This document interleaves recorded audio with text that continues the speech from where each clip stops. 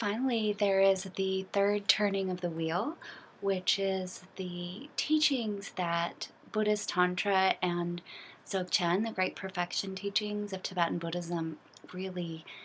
come from. And the third turning of the wheel is a description of the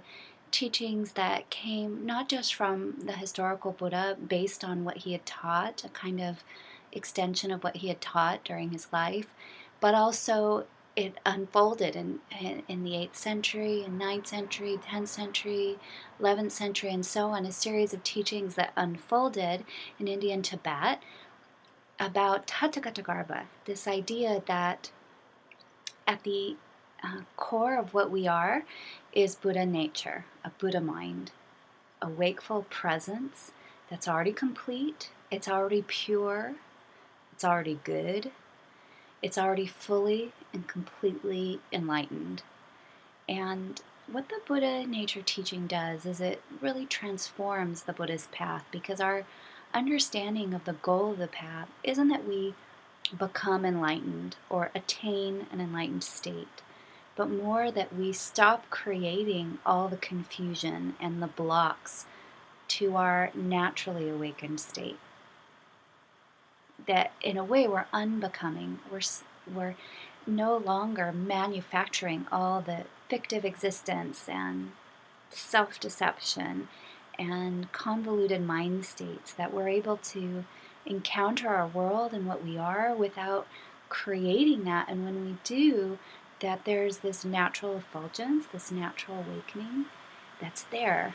at the base of our being, at the core of our being. And it's empty, meaning that it's not fixed and that it's not based on concepts, but based on this experiential lucidity and presence. And it's good, that we're already good, that this is a place in us that's untouched by karma or bad deeds that we've done or not done, but that it's pure by nature. And this is why Buddhists understand that at the core of every person, that we have this Buddha nature, and that all we're really doing throughout our whole lives and everything that we do is looking to return to that we have disassociated from it, that we live disconnected from it, but that when we do plug into our Buddha nature, then a kind of natural virtue arises, compassion arises, and our potential is able to unfold in a different trajectory. So the Buddha nature teachings, we could say Buddha mind, or this, depending on how it's understood as a seed or a fully awakened Buddha, is the subject of the third turning of the wheel of the teachings. And because we're already good, then how does that explain why we might behave evilly or be full of anger or see all of the chaos and destruction in the world, or even be self-destructive ourselves?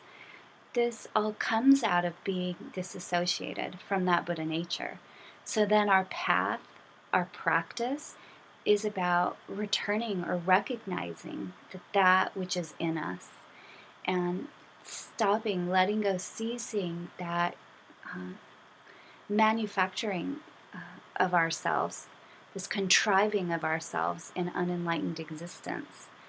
And so this isn't exactly about that in us we have some kind of supernatural state, but it's more like a natural, a basic state that's good, and it's there as the fabric of all existence in nature and